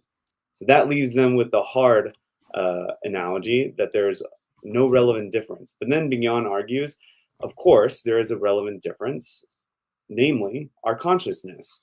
And that is a key part that is unilaterally and unanimously thought of as a relevant and necessary condition both on the incompatibilist scheme of moral responsibility as well as the compatibilist scheme on moral responsibility. So that itself, when the compatibilist presents consciousness as a relevant difference, that itself can't be question begging, because if the compatibilist believes in free will and if the incompatibilist believes in free will, we all agree that consciousness has to be at least a necessary condition to be free. But that is what the relevant difference is underneath a Calvinist framework. That's why it's not relevantly the same as a puppet. Now, of course, they're going to respond back and saying, oh, that kicks the can down the road because consciousness itself is determined and blah, blah, blah, blah, blah. But then you're just completely misconstruing the actual dialectic purpose of what Bignon is trying to say here. It's not our argument. We can't question beg necessarily on an argument that we don't own. They can, because it's their argument. So if they actually argue from an incompatibilist side, saying that based on the puppet analogy, God is determining us just like, the puppeteers determining the puppet, and there is no relevant difference, Minada's argument aside, and then based off of that, we respond saying that there is a relevant difference, namely consciousness. They can't just say back, well, that's been determined. It's dialectically unsatisfying. So they have to keep in track with the reductio, assuming the premises of the actual opponent, because that's really what the puppet analogy is. It's reductio, right? So that's number two. And number three is based off of narrow abilities. And I think that the narrow abilities is another thing for capacities, is what CJ is trying to get at. And I think this is definitely made known in other contemporary philosophers, such as Vavelen, who is a new dispositionalist. And basically, it's the contemporary idea that we have abilities, but they are governed by the dispositions that we have. And so the narrow ability is this disposition to be able, or the capacity to be able to do something. Like I have the capacity to play guitar. Like, I am a musician, I play guitar, I know how to play guitar, but it depends on what we mean by guitar. Like, do I know how to play every freaking song known to man? No. But I know how to play guitar. Can I play in front of 100,000 people? Maybe. I don't think so. But I know how to play guitar. So there's degrees in which we have that capacity, which is exactly what CJ is trying to say. And then there's also the wide ability, having the opportunity to do so, to actually exercise that that capacity, as well as having the capacity. And that's the wide ability. So the wide ability entails the narrow ability. And I think this is where CJ is trying to say, is that you have to very narrow in on what the capacities are at this moment, of what are you trying to argue against, and all that fun jazz. And none of that is even touched. And that is sad, because I think the Calvinist has resources here, and they should actually use these resources. Awesome, man. I wanted to jump in on the fact that I've already talked a little bit to Tim Stratton about levels of awareness.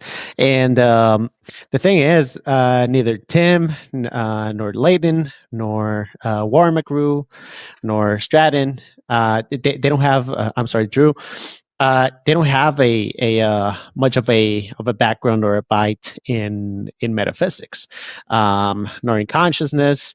And the last time I spoke to Stratton, I went over the literature of Dr. Bernardo Castro, who is one of the leading scholars in the philosophy of consciousness, and he argues like how in many of the different positions, the different positions of consciousness, there's always multiple levels of awareness. Like we all agree, or maybe they don't know, but like most models agree. There's awareness, that we are aware, that we are aware, that we are aware. Because when I asked Tim Stratton what his reasoning is, like for libertarian free will being such a big deal over determinism, he just said it's because we're the drivers of our actions.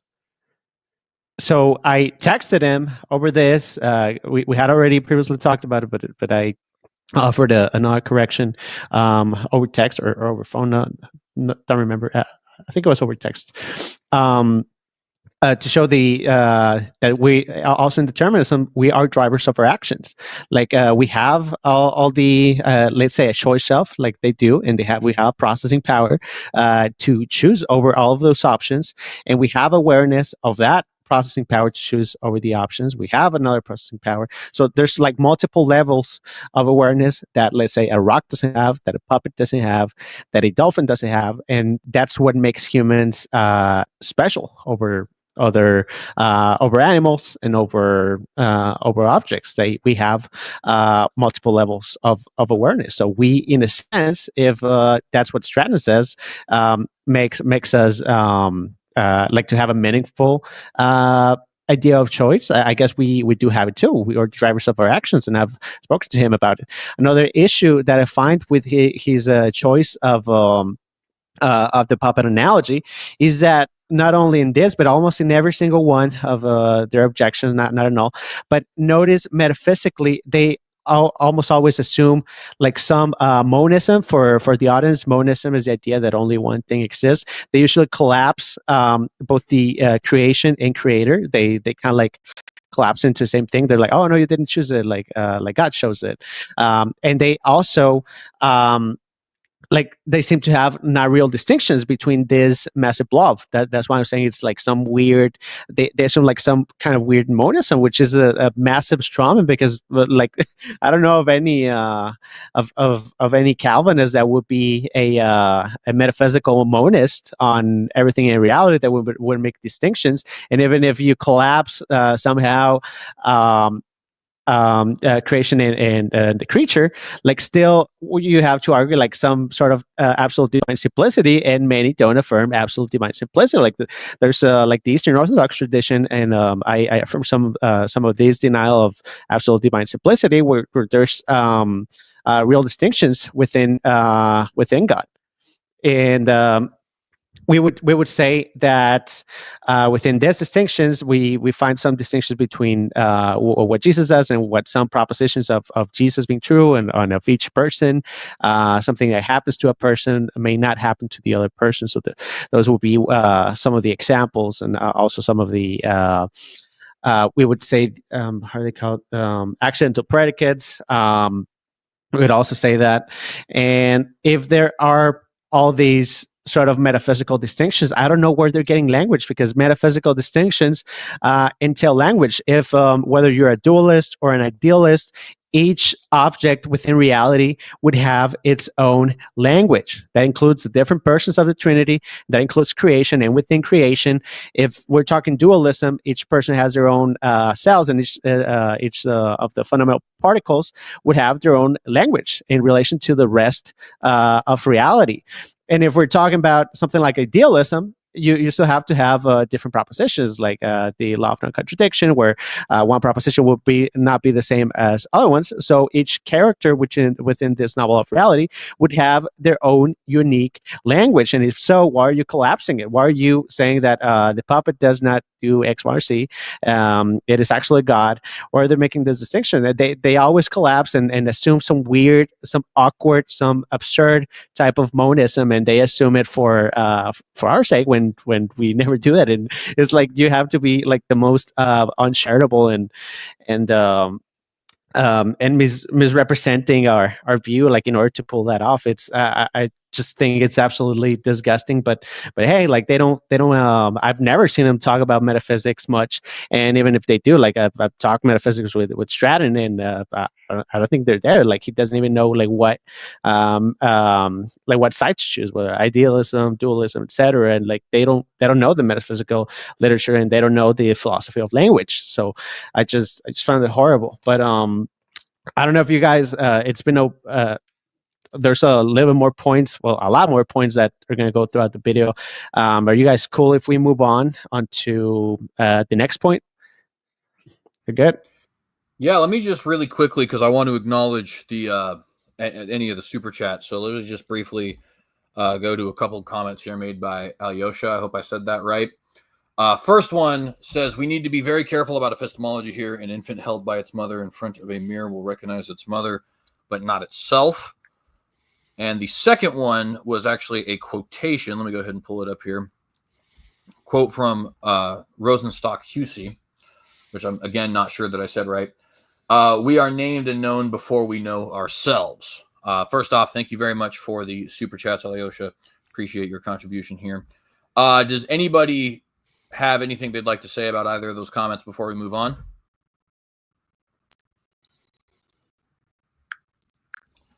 All righty. Go ahead, Israel, and bring up the next point. And yeah, also, by the way, actually, really quickly, Provisionist Perspective is actually here in the live chat. So thank you for joining us. We do not have the video itself, but we do have quotation of what you had here. There was unfortunately a little bit of a technical error. We intended on having clips, but we had a little bit of a technical error. So instead, we are at the moment looking at direct quotations. And of course, if you find anything taken out of context, I'll certainly be willing to hear you out there. Anyway, Israel, go ahead on that next point. And by the way, just as an offer, if you want, I can locate some of these clips based on Israel's notes, and we could play them if you think it's adding something. But so far, I've been looking through the transcript of what they said, and it looks like it just lines up with what Israel's saying. So I don't see a point of doing it twice, in other words. But if anyone wants it, I mean, it's there. So.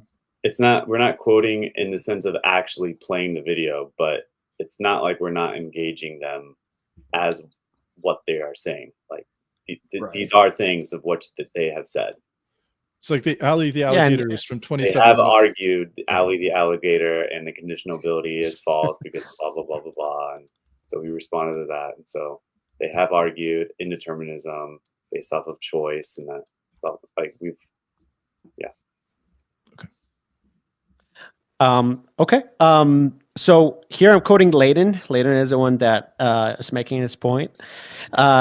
He says something, since total inability, men don't have the capacity to understand. They can do it if they're quadriplegic. And Dick, he gives an example. He says something along the lines: if Cain is asked to do the right sacrifice, but God sends an angel and ties you to a tree, pretty much saying that, oh, Cain, come do X, Y, and Z. But then he sends an angel. He wraps Cain up onto a tree to make sure he doesn't do it. So pretty much making a he's saying that, okay, well, why are you giving a commandment if then you don't give the ability? And also he's making a claim that they don't have the capacity to understand. But yeah, they go over a little bit of this point. I guess whoever wants to take the stage. I think it just it's more of a paraphrase. But yeah. I mean, it's just an ought implies can thing. So because we ought to do this, therefore it implies a can. But of course, any compatibilist worth their salt is going to be able to get around that very, very easily. As far as I know, they didn't bring any of that up.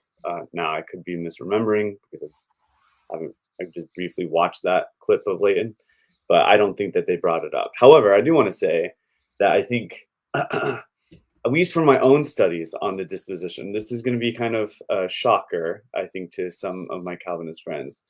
But if we do take, and I kind of took Leighton's interpretation here to be pretty serious and pretty stern, if we take him to be pretty serious and pretty stern, then I think he might be onto something. And here's what I mean.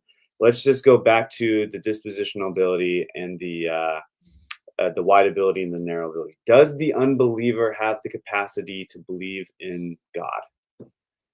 And for me, and you guys could disagree, at least for me and how I understand the contemporary literature on the dispositional ability, I have to say no. They don't have the capacity to believe in God. Like, they really can't. Now, they won't, obviously, right? But they don't have the capacity to believe in God. And if that's the case, and if some sort of ability like that is necessary for free will, then we have to be, and if that free will is in turn necessary for moral responsibility, then we have to be able to say that the believer is not morally responsible for believing or for their failure to believe in the gospel. Like, they can only have at their disposal a ton of sinful actions because they're unregenerate. They don't have within their disposal, within their capacity, this ability to believe in the gospel, which is a righteous action. And if that's the case, and if they don't have that narrow ability, then they don't even have the opportunity to do so. And so we might have to say, and again, this is not my view of the Calvinism in general. I just want to say that straight up, because obviously Calvinists will probably disagree here. What I want to say, though, is I think that he might be onto something, Leighton. And if that's the case, then I'm prepared at least to say that, no, you're right, we can't blame him for failing to believe the gospel. And that is very, very strong. It's not necessarily unprecedented per se, I guess, with some Calvinists. Like, I know some Calvinists, like, for instance, Manata, who argues that we just can't blame, like, God doesn't blame anybody. And if that's the case, because we're not part of the moral community, we're a different moral community than God is. And so you can't blame somebody who's outside of your moral community. I'm not saying that this is my view. I'm just saying that I think that if we think about it seriously enough, I think that might be a way that Calvinists, determinists will have to go. I see Dan's comment here. Am I saying that unbelievers are not responsible for their unbelief? I would say that I don't think we can blame them for their unbelief per se. And I'm saying, again, this is not a view that I'm at large right now holding. I'm just saying, from my own thoughts, this is where I keep coming back to, and this is where I keep landing. It's not a view that I currently hold. It's just a view that I am very, very sympathetic towards, because I'm sympathetic towards Leighton's objection here. That's what I'm saying.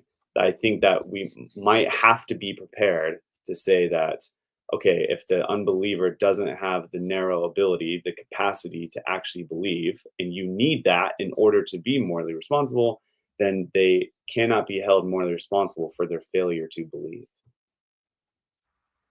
Again, yeah, I think it's an interesting thought experiment. I think, of course, it would be inaccurate for me to say I disagree with you, because as you say yourself, this is more tentative than anything else. But I wouldn't completely disagree too. Is interesting. It's an interesting thought, because on one end, I think it is fair to say that there is absolutely a sense in which the unbeliever does not have the ability, the capacity, whatever, to believe the gospel. That's certainly, and I think any consistent Calvinist would have to say, yeah, actually, there is a sense in which that's absolutely what I'm saying. Yeah. That's the tea of the tulip, right? Now, there is a distinction here, I think, to be made about why necessarily that is. Is it a matter of, I would argue it's a matter of your nature, that mankind is, for one, I think we quite adore our sin. Unfortunately, I think that even Right. what I Paul agree. says in Romans 7, that even applies to Christians, right? It's an ongoing struggle that goes on forever. Hopefully getting weaker over time, right? Don't anybody misunderstand me, but I digress. Which then I think would call into question the idea of, are you more so? And this may be a poor analogy, but hear me out. So I tend to think of it in a similar way to somebody who has an outstanding debt, right? But let's say that they are jobless. They don't have an income at the moment. Mm-hmm. So you have this outstanding debt of $3,000, $4,000, however much, a lot of money, right? But you don't actually have an income, meaning there is an absolutely a sense in which you actually don't have the ability to pay that debt back. And yet we would still consider you, at least in our legal system, responsible for paying that debt. Now, there may be some asterisks added. For example, you may be able to file for bankruptcy, or the judge might be lenient with you, or something along those lines. But we would assume there is a level of responsibility, and I think that would go back to what we were saying earlier about narrow capacity, because there is another sense in which you are capable of paying that debt back. In this case, for him, he would be, would you get a job, collect the stuff, or at least you can even put it differently. Hypothetically, you could be able to pay that debt, right? And so we can hold you responsible for not meeting your hypothetical requirements, I guess, is what I'm trying to say.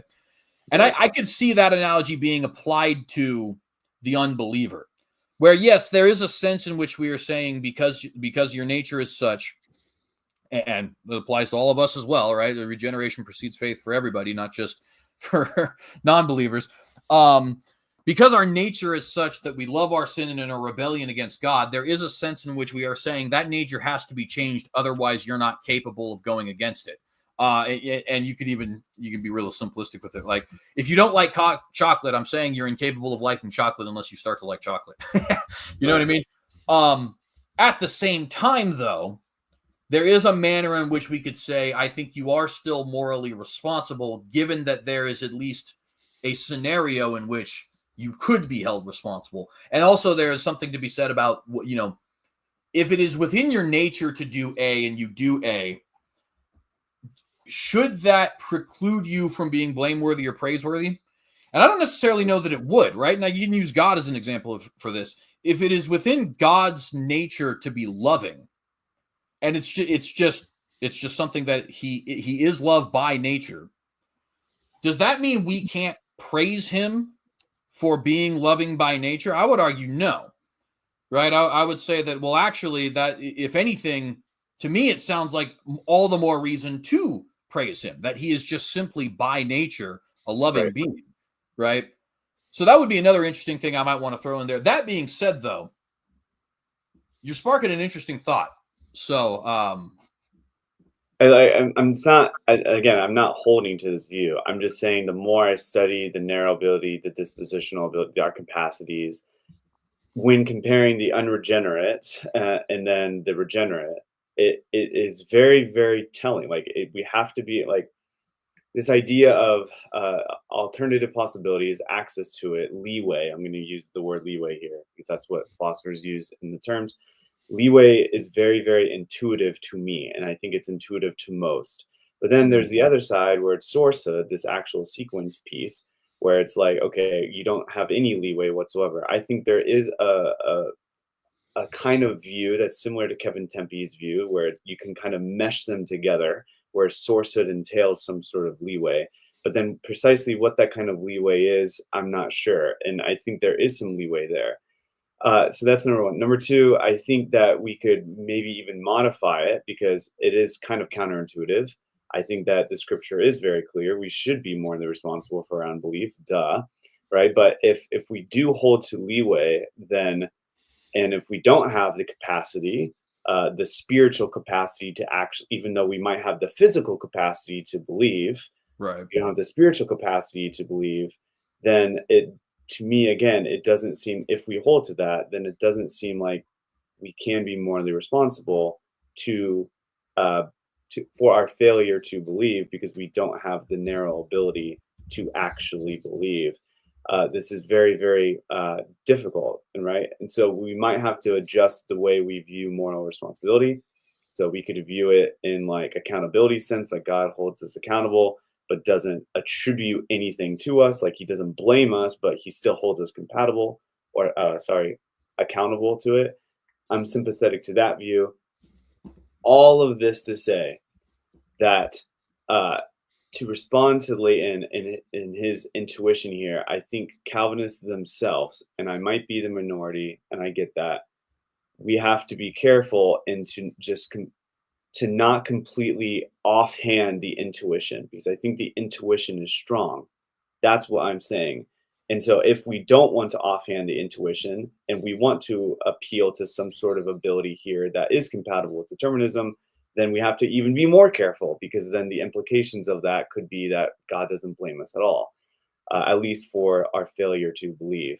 Not maybe he blames us in our sin, but he doesn't blame us for doing right, or for our failure, our omissions to do righteous things, which then gets into this idea of is blaming for our actions different than blaming for our omissions? And I would say yes, but that is very gritty and nitty, and I don't know if we really want to get into that, but that's fun for me, but we can do it. I just think that those are two different things, and we have to be careful with how we respond to the intuition that he's pumping here. That's all I'm saying. Yeah, and briefly, I know, Curtin, I'll just say very briefly, there's also an extra question there that we would have to explore. Not right now, it's not the time for it, but of what exactly are humans judged for, right? What exactly are we blamed for? Right. You know, is it, some people will say there's really only one sin you're sent to hell for, and it's unbelief, and other people will say, no, unbelief is the pardon that prevents you from being judged for all the sin you've committed. It's not the sin you're being blamed for per se, and there's in-betweens of that as well. So that would even be a further element to this question that I think you're posing that would be interesting to conversate on. But that said, I just wanted to add that note. Turton, you were going to say something. Go ahead. I think to Colton's point, I think Edwards has an interesting way of considering the question that addresses that issue. And I think it goes to a problem with the way that they're framing this question. So according to the transcript I have, they say, using this quadriplegic analogy or tied down, they say, remember, can't means can't. So if they can't do it because they're physically tied down or quadriplegic, they can't do it. But they also can't do it if they're spiritually or morally corrupt from birth. It's the same level of can't. So they tried to make these, they try to say these are not just that they're both types of can't, but that they're the same type of can't, which is patently not the case. But the question is, is there a relevant moral difference between those two things?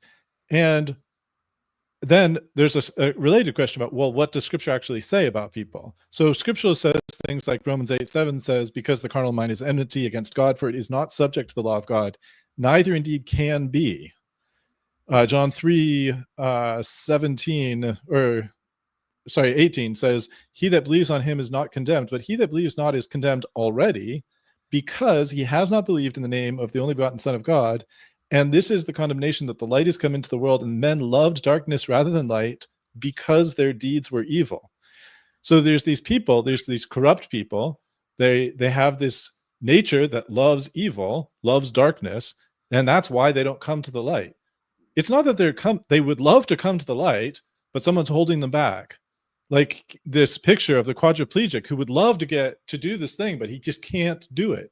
Or the person who's bound up to a tree and he'd love to offer the right sacrifice, or Cain would love to offer the right sacrifice, but the angel keeps stopping him from doing what he wants to do. As opposed to these people who are just doing what they absolutely love to do. In fact, and this is, I think, where, and it's my paraphrase, and it's been a long time since I read Edwards directly, but my recollection is something like, Edwards points out, when somebody who's otherwise a good person, as far as civil righteousness goes, he's an otherwise good person, kills someone, we don't think it's good, but we see it's out of character for that person. And we kind of downplay the seriousness of that one killing, and maybe even we think it might just be an accidental killing, as opposed to someone who's like a homicidal maniac who's going out and just loves killing people and is constantly on the hunt and prowl to kill more people. We don't judge that person who just can't stop killing people less harshly. We judge them more harshly. And on the flip side of it, which is to me the part that makes it impossible to accept the provisionist mindset, is God's character is such that he never does evil, and yet his ability to his moral inability to do evil is not something that means that we should take away all credit to God for being holy and just and good. In fact, it's why we should praise him even more, because he does these things without any shadow of doing what's wrong, even in the least bit. So I think they say can't is can't, but it's just not the case. There are different kinds of can't, and it is important to distinguish them. And if you don't, you're going to run into Romans 8 and you won't have an answer.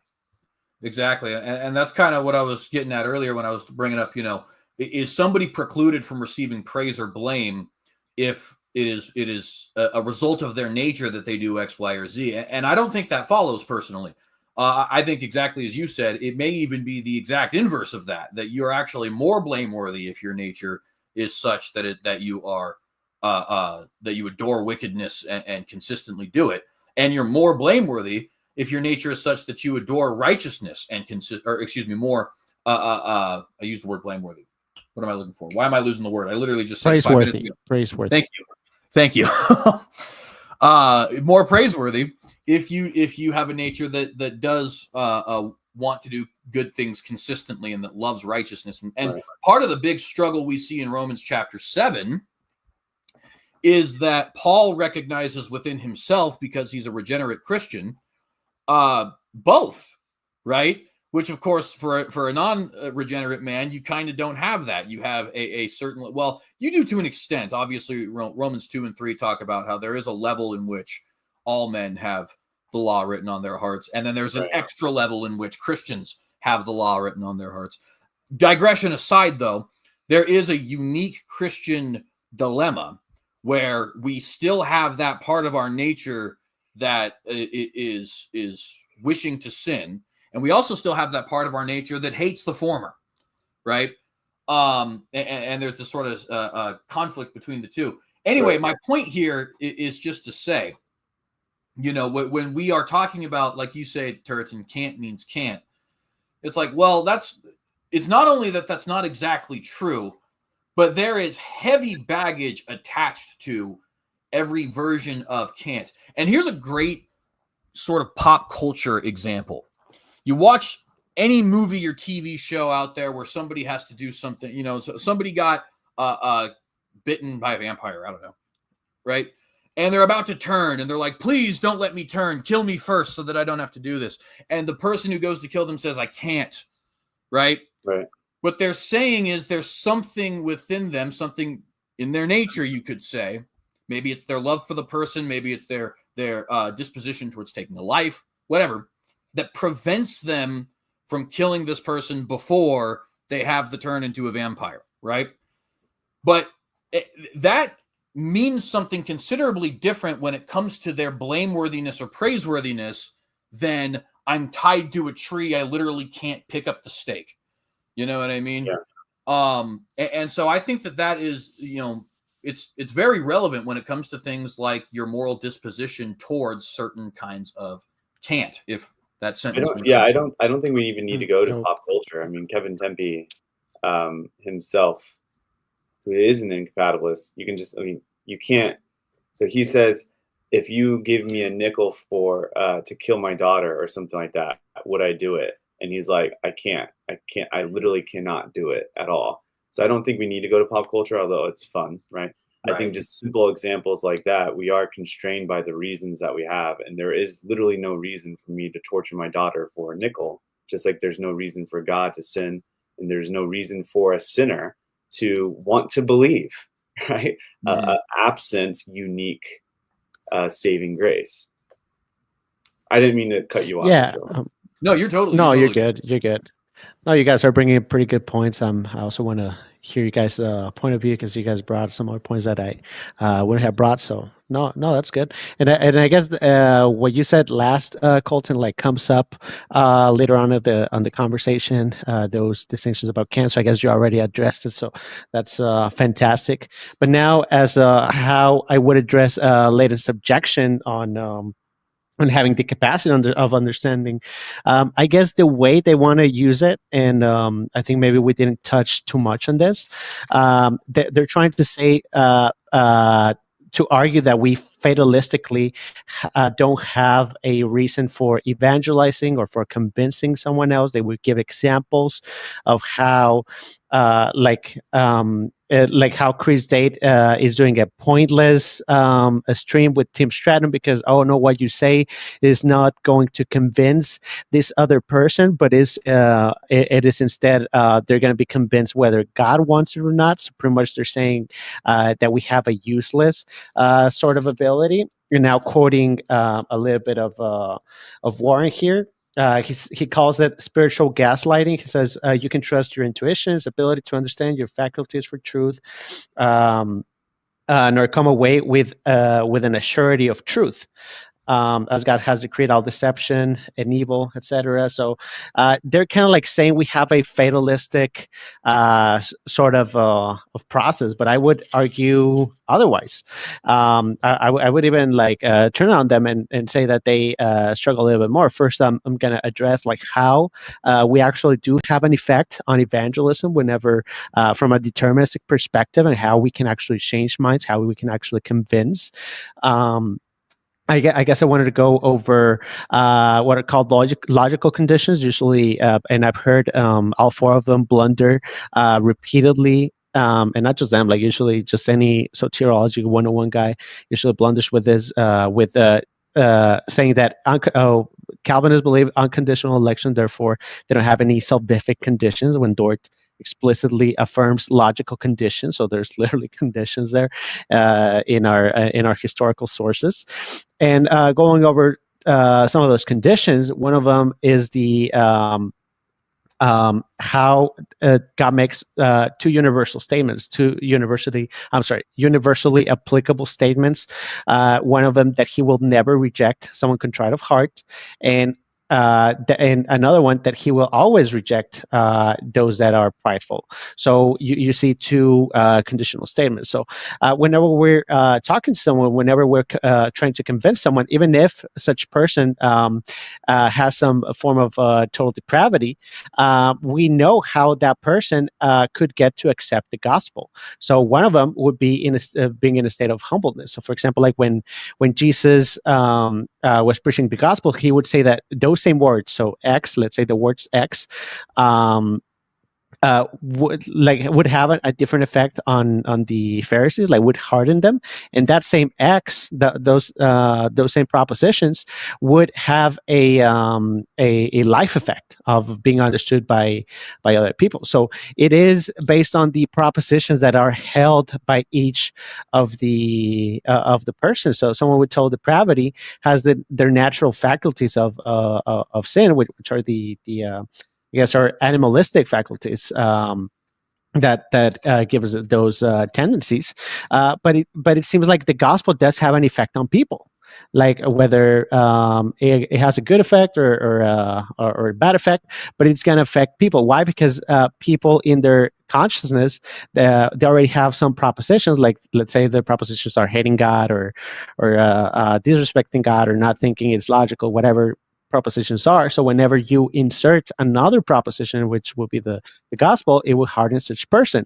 But if another person is already in a state of humbleness, and such person, let's say, thinks maybe I've been wrong this whole time. I need something. I guess I'll give a shot to whatever else comes, and I'll have an open heart. I guess with those propositions in mind, whenever you insert external propositions that have the life-giving of the gospel, which would be a special revelation, then God would have an effect. So that is the way that God has an effect on changing hearts. But yet it is us who share that gospel to change the other person.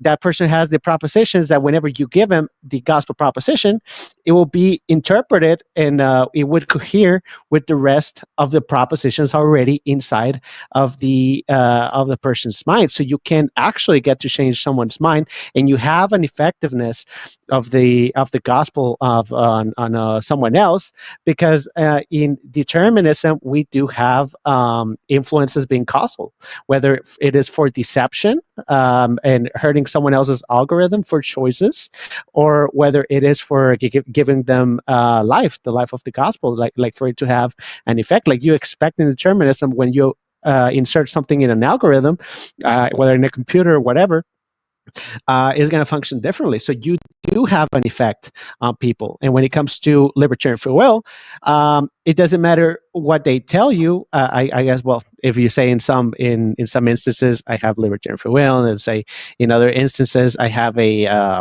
let's say a habit building where maybe I had the same habit for 5 years. This is more of a different perspective, like Cal Allender's perspective on libertarian free will. It's only at several points in your life. But anyways, like whichever form of libertarian free will, that regardless, like you still, it is possible that you may give a proposition to someone else, and they put it in what we're going to call a choice shelf, and it is not necessarily true that such person will accept it. It is just it just guarantees that it'll be within the like saying the gospel would just enter the choice shelf, but it's not necessarily cause anything on such person. So it is, let's say, possible that maybe at some time, let's call it T1, time one. It is possible that at T1, maybe everyone in the planet, when hearing the gospel, is going to reject it. And it is also possible that at T1, maybe everyone in the world, once you insert that proposition, maybe they're going to reject it, because it's just going to enter the choice shelf, and it's not going to do anything on a person's life, because it's the influences in libertarian free will are not necessarily causal, or at least not in the moments where you want such libertarian free will. So I guess in a sense, it wouldn't make sense, for example, eschatologically, for the proponent of libertarian free will, as we see that whether you are, there's two sides. Let's call one side the optimistic side, which will be the amillennialist and post-millennialist, which have the idea that the gospel is going to have an effect and is going to convert everyone, and one day every knee shall bow in the planet, pretty much. And pessimistic one, which there's going to be a time where the gospel is not going to have an effect, and most people are going to be damned, except for a small few. But doesn't matter what you do, like it's not going to affect anyone. But still, I guess in both, whether the positive one, whenever you insert a proposition like that, that's exactly what you expect. The same thing that happens in a deterministic worldview. You expect it that if amillennialism or postmillennialism is true, then since they already have some propositions, like there's a way that you can change it, and you'll have an effect, and the effect will be that to turn pretty much everyone Christian at some point in human history. And if premillennialism is true and it's not going to have an effect, it is for the same reason of the hardening. Like when someone has already some propositions and they hear the gospel, they're going to get hardened even more. So it is exactly what you expect in determinism. Like you expect both. But if libertarian free will is true, and you assume both the optimistic and the pessimistic explanations, like it would be a little bit weird. Like it would be improbable that like you would have to explain why, like you have to win the lottery like so many times to argue that it is having an effect, because at every point, T1, T2, T 500, T a million, like there was always a possibility that any choice would just enter your consciousness and the choice shelf and not have an effect on people. So why is it the case that we're seeing a trend of people either accepting the gospel on an optimistic eschatology, or for every single one of, or at least the vast majority of people rejecting it in a pessimistic eschatology? Like it is utterly improbable on both instances. So we have so we would have an effect on people when evangelizing in determinism. So if that's exactly what they're trying to get at, that pretty much calling out fatalism from our side for not having the capacity of this of understand, and why, oh, Chris Dade, why you're saying X, Y, and Z if they're still going to do whatever God determined them? No, I mean it makes more sense in determinism. So that's how I would go for from information processing within the conscious beings, and yeah, that's how I go. I don't know if we should probably we're at an hour 50 minutes. I don't know if we should either close or just go briefly over maybe a last point. I guess I'll leave it up to you guys. Well, I'm certainly okay as long as everybody else is with looking at another point. I do just want to add one thing briefly, which is this fatalism is just another, if you guys, not you guys, but the audience, if you're not familiar with this, get familiar with it, because you're going to hear it in virtually every single conversation on this subject matter, almost literally every single one. And that is, this is just another, reforming of the lazy argument, right? For those who don't know, the lazy argument is basically like, okay, well, if determinism is true, why bother going to the doctor? You're either determined to get well or to not get well. Whether or not you go to the doctor is irrelevant. And the response to the lazy argument is almost as old as the lazy argument itself. In other words, it pre-exists Christ's birth. When I believe it was Zeno of Citium. I may be wrong about that, but he is a Stoic. I know Cicero certainly talks about it. But nevertheless, where the response basically is, it could very well be that you are determined to get well because you are determined to go to a doctor who has the answers. And it could very well be that you are determined not to get well because you are determined to refuse to go to a doctor. In other words, the means and the ends are determined, right? Not just simply the ends. And this lazy argument, as history has known it, or I think sometimes it's also called idle argument, if I'm remembering correctly, is not only thousands of years old, but its refutation is thousands of years old too. And it's, in my opinion, one of the weaker and yet somehow one of the more common arguments against determinism.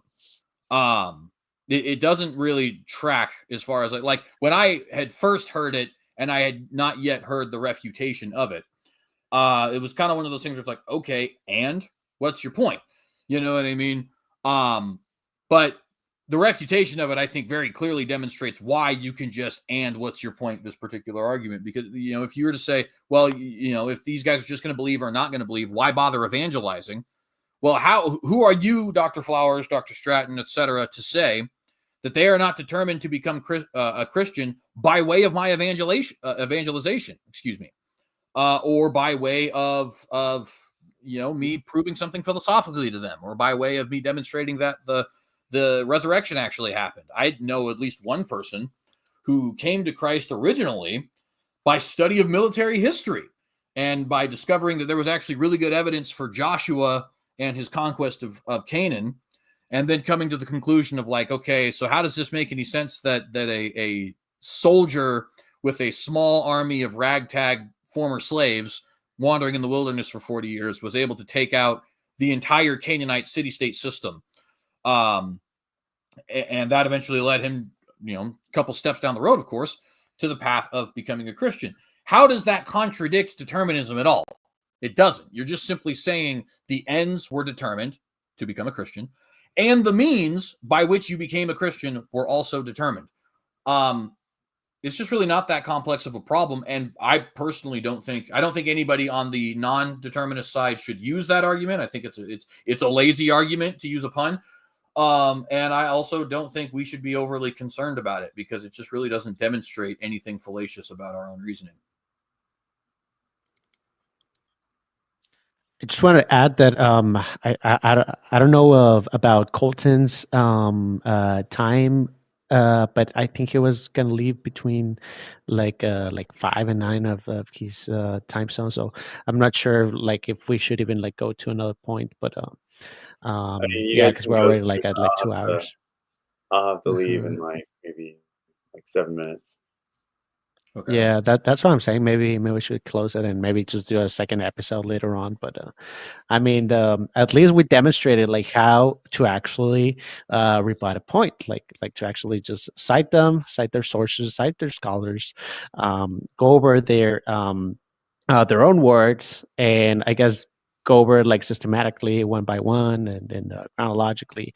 And that's not what they did. They just took a point and just started like blindly, just with machine gunning everywhere, just galloping like for the whole time, just random points that may or may not even be that close to what Chris was saying. And I think we successfully showed how to actually like set the example on how to do a rebuttal.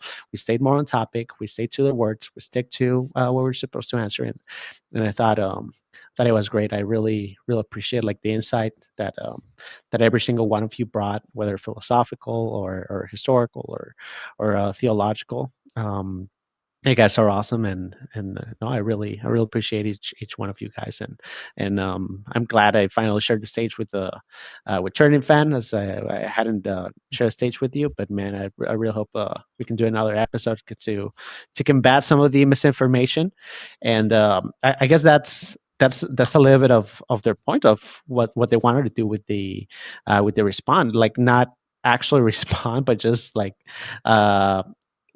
Gish Gallop misinformation of whatever talking points they've been saying for years, like instead of actually responding to Chris Date, which I mean the point was he was not even making a positive case, he was just making a defensive case, like, oh no, we can interpret these verses, like we have an explanation for this verse. Like he was not saying even like trashing proponents of liberty and free will, like, oh, you guys cannot do this. And so yeah, I guess it was like so misguided on their part. But no, I'm very glad that we were able to tackle at least a small part of not everything. Like we maybe just went like maybe like the first 30-40 minutes of their video, but at least I'm very glad we had the time to tackle some of it.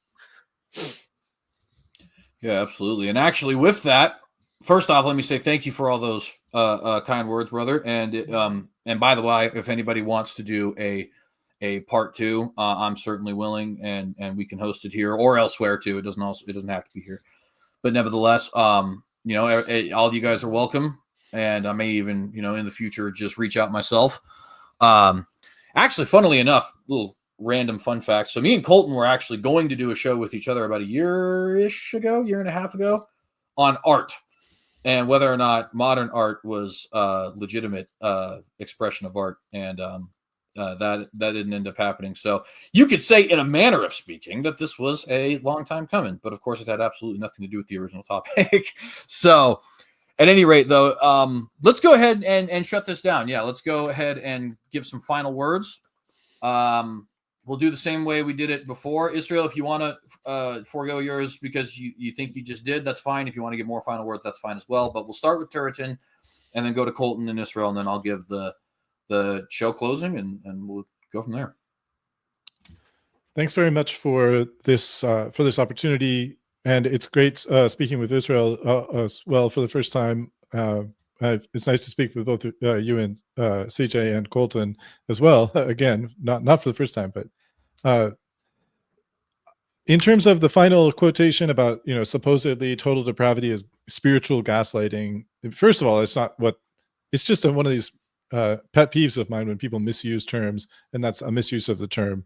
Also, just keep in mind, Scripture itself says Proverbs 3:5, trust in the Lord with all thine heart and lean not on thine own understanding. Proverbs 28:26, he that trusts in his own heart is a fool, but whoso walks wisely, he shall be delivered. And Jeremiah 17:9 says, the heart is deceitful above all things and desperately wicked. Who can know it? The idea that just because Scripture casts doubt on the unaided human heart and the unaided human mind doesn't mean that it's entirely unreliable and has absolutely no use at all. There's somewhere in the middle to land.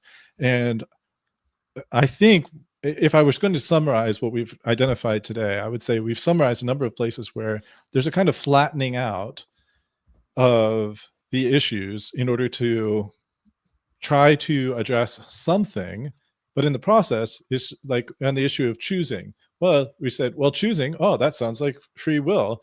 That means libertarian free will, therefore Calvinism's wrong. Or to flip it the other way, well, you can't prove Calvinism from the fact that there's choosing here, therefore Calvinism hasn't proved its point. But as Colton pointed out, the point isn't whether this verse, it's not like we're saying every single verse proves Calvinism in itself. The point is this verse that's just being brought up is just being brought up in order to serve as a starting point on which to beg the question of, does choice mean libertarian free will? And unfortunately, we've seen a lot of that in the parts that we've been able to address so far. I appreciate that we haven't tried to just squeeze in a response to absolutely everything from 2 hours and 45 minutes of them talking in our 2 hours. So anyway, thanks to everyone for their comments and thoughts. I don't really have much else to say. I just think that understanding the dialectical purpose of Date's original video was defensive, as Israel said. So when they argue against his imaginary offensive position, even if it is his actual position offensively, like his positive position, to my knowledge, he didn't really present a clear positive position in the original video with Braxton Hunter. He was just saying that this is how Calvinists get around a lot of different supposedly difficult texts that seem to be non-Calvinist. So just saying how he gets around supposedly non-Calvinist texts doesn't entail that he is putting forth a positive position on his own view. So when they critique Flowers, Stratton, etc., a somewhat positive position from Date, it is really baffling to me. It's very puzzling. It just doesn't, to me, they don't quite understand the dialectical purpose of what's happening here, and I get that. But at the end of the day, we should be a little bit more focused in understanding what it is. So now that they are actually positing positive things, such as if determinism is true, this would happen, and blah, blah, blah, blah, blah, then that allows us to be able to do a response video and be able to actually show why that positive dialectical is actually not true. And so I think we've done a little bit, and just like Turton had said, I appreciate that we haven't tried to slam everything in 2.5 hours. So yeah, absolutely. Yeah, just wanted to make an announcement that I'm actually, apparently, maybe, I don't know, going to be debating Drew McLeod. And we're still talking about the topic, time, date, but I mean, what happened last time with Warren was that he was pretending he would agree to a debate, but then just find some excuse, some reason, and not actually debate. I've traveled multiple times to actually debate Leighton Flowers. I traveled to Dallas and to Salado, Texas, and I asked Jonathan Pritchett. Like Jonathan Pritchett actually vouched for me for Leighton to debate me, and I had also.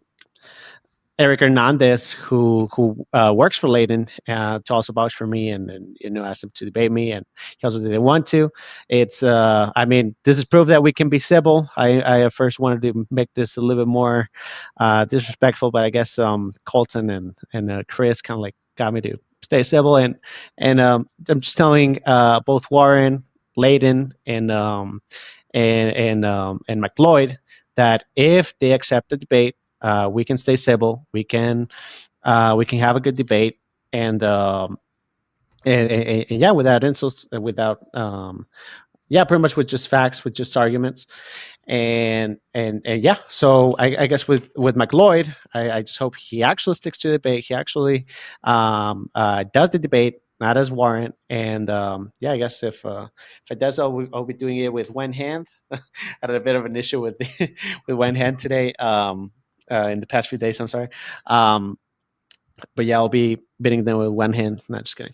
But yeah, no, just wanted to say that I think it was very unfair, like how day 4 of them, how they addressed the whole thing with Chris Date. Like, I know they pretend to be pretty nice, but usually, like I've seen McLeod like bully Chris Date, make memes about him and stuff, like even within his own post. So, and that's something that the 4 of them do, and yeah, I'm just very glad that we had a chance to speak for Chris Date, as he didn't want to engage with them, and we were able to defend them, to provide a good defense, and yeah, no, I appreciate my brothers here. We really hope we have another chat on another rebuttal on the future videos of those 4, and yeah, and I guess just want to talk a little bit about the fact that some of these points have been already addressed by some of us. For example, like Stratton later on brought the free thinking argument and the deity of the assumption argument. Well, last time when he did it with Phil Bear, like me, Colton, and Tyler, and others, like we totally demolished their arguments, and even like Phil Bear ended up tapping out of the discussion, and so did Team Stratton. And I mean, it's just really odd that Stratton just keeps bringing the same points.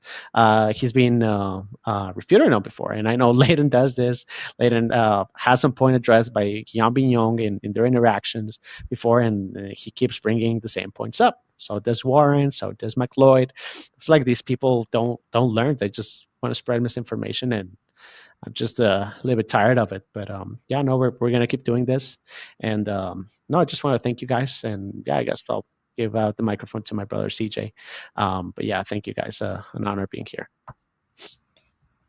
And thank you. And so with that, friends, we are gonna go ahead and end this stream. Now, remember, if you liked this video, you can like and share this video. I certainly encourage you to do so, and appreciate anybody who does.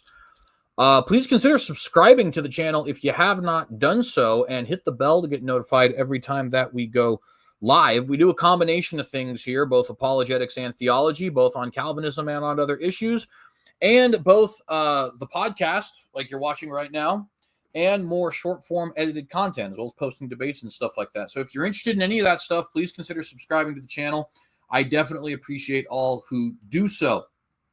Questions, comments, criticisms, critiques, anything like that can be found in the comment section down below. If you go to the description below this video, you can find links both to Turretin Fans' YouTube channel and to Colton Carlson's academia.edu page, as well as the original video which we are critiquing today. I would have tagged Israel in something, but unfortunately we just don't have anything up quite yet, but working on that, as I am led to believe.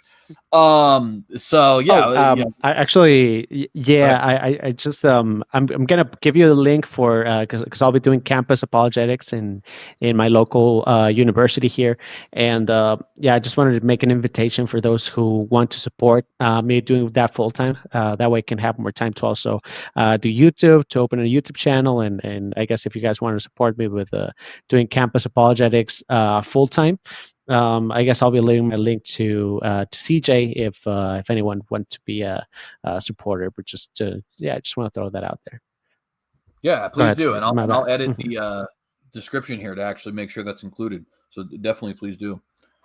Also, want to remind you guys, if you'd like to contribute to what I'm doing here, there are numerous ways that you can do so.